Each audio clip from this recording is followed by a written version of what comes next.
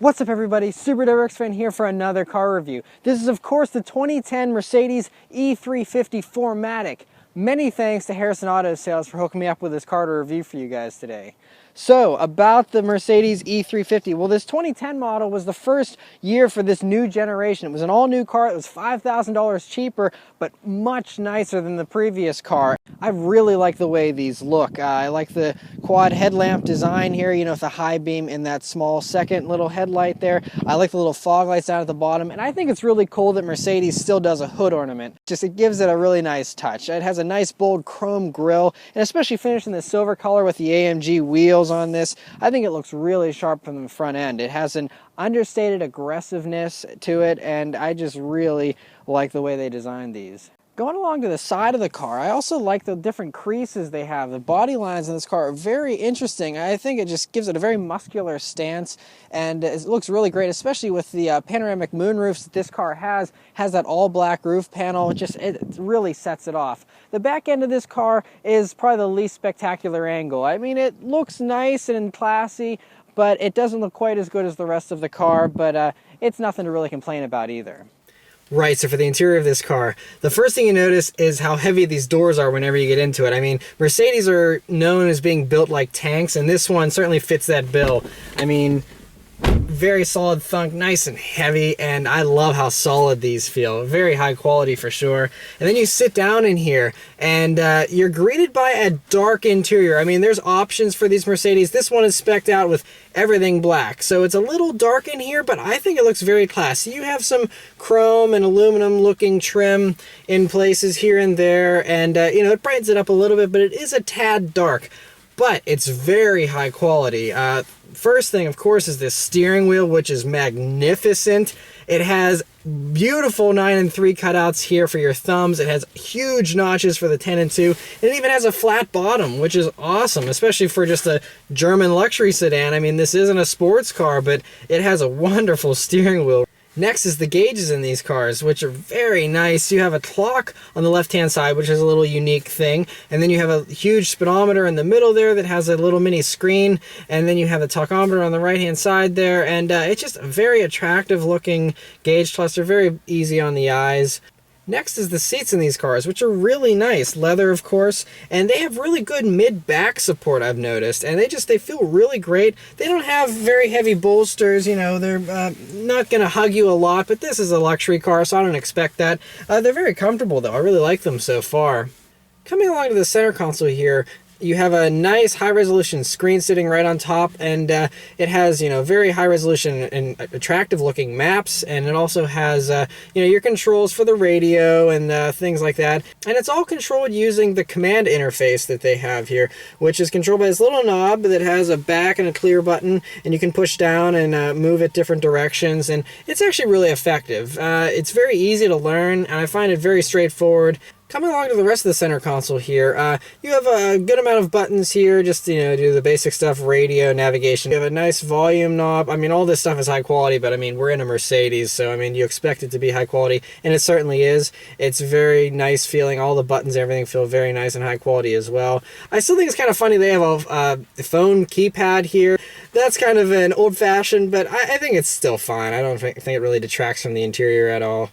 Lastly, you have your climate controls down here at the bottom, which are very nice. They have these cool little levers that you can push up and down to, you know, increase the temperature and the fan speed, all that kind of stuff. Then you have your buttons for automatic and all that kind of stuff. Really nice, though. I think it's a really nice display, and it's very clean looking. As far as storage spaces go in this car, you have small little map pockets here, no bottle holder, but you know, good enough for standard maps and things you want to throw in there. You have your 2 cup holders here, right in front and center. I like that they're in a, you know, central position like that. And then you have this center console, which opens up, and it's a good depth. The one little thing I have to complain about, though, is there's no auxiliary or USB jacks or anything like that in here. That's all in the glove box, which is an old-fashioned kind of thing. Backseat space in this car is also great. You have plenty of headroom, plenty of legroom for 3 full-size adults, no problem whatsoever, and it's just a really nice back seat. Trunk space is also cavernous. It's enormous how huge that trunk is in this car. You can fit lots and lots of luggage in there, probably 4 or 5 full-size suitcases easily. Very nice and large trunk in this car. And this one in particular with the panoramic moonroof is just wonderful. It lets in so much natural light. It's just awesome to have all that glass to look up through. Just really adds to this interior, I think. It really brightens it up too, because I think without that it'd be a little dark in here, but with that, it's nice and bright in here. Really adds a lot. I would definitely suggest getting this panoramic moonroof if you have the choice. All right, so let's take it for a drive and see how it does. Right, so setting off in the Mercedes-Benz E350 4Matic. It's so quiet in here. That's the first thing you notice. I mean, I don't have to speak up.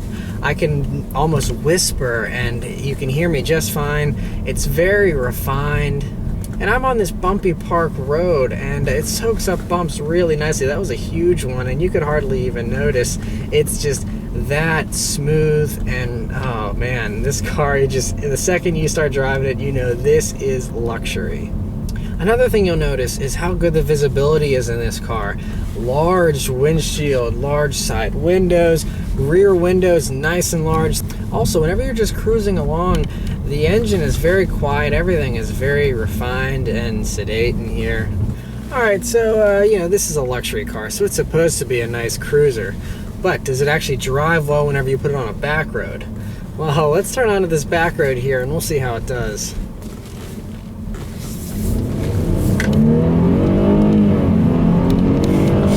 Wow, so this thing gets up to speed way better than I thought it would, because this is a 4,000 pound car and it only has 268 horsepower and 258 foot-pounds of torque from this V6.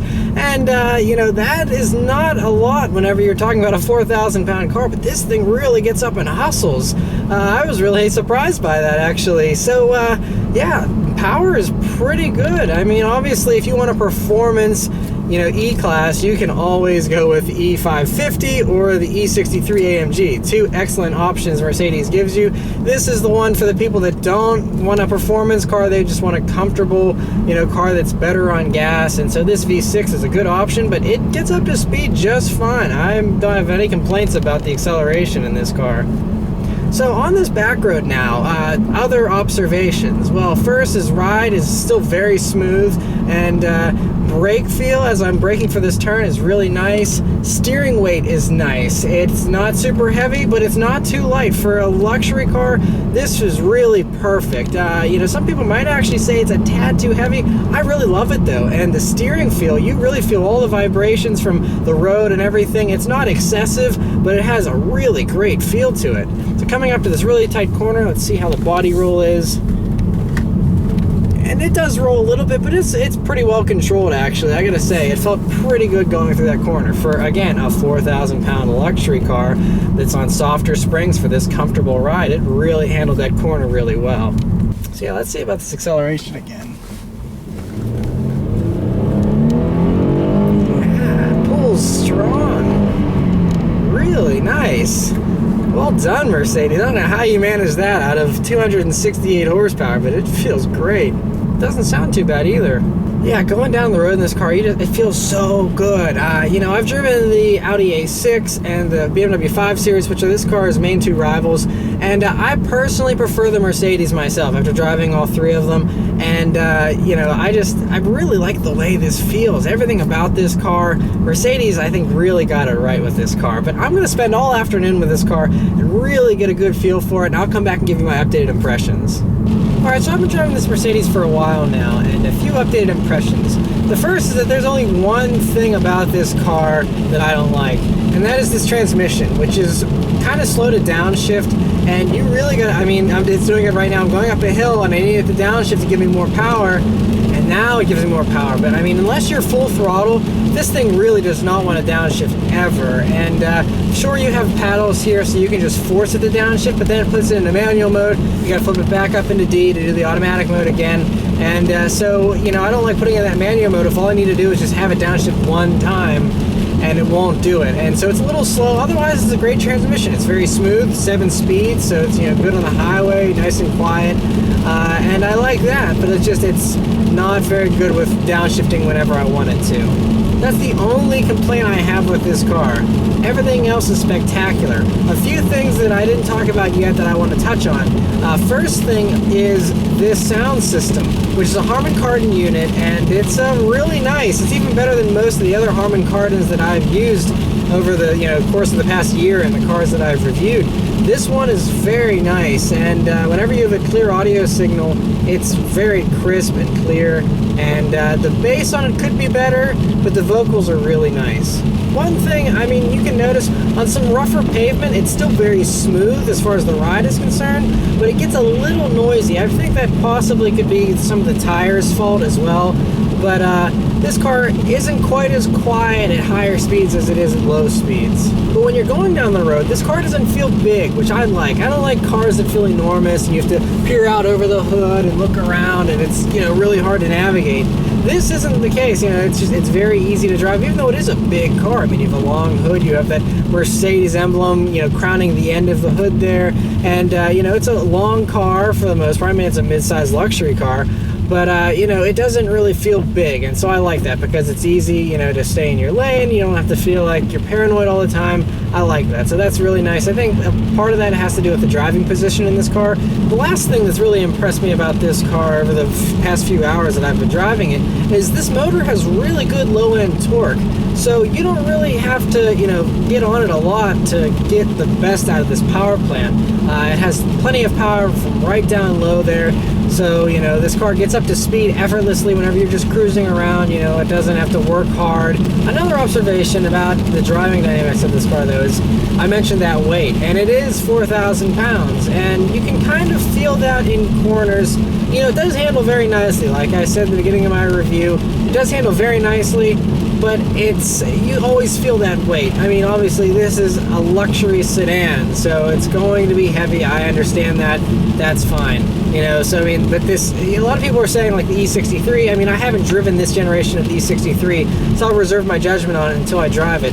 But people that say that these are sports sedans and they handle just as good as a lot of sports cars, this doesn't feel as light on its feet as a sports car does. Any sports cars. I mean, heavier ones, lighter ones. This doesn't feel as sharp as a sports car, but it does feel very sharp as a nice sedan. I mean, this is much sharper than most, four-door cars that I've driven. I really got to hand it to Mercedes. They did an excellent job with this car. I mean, there's a few minor little issues I have with this car, but on the whole, this thing is really a very nice driving automobile.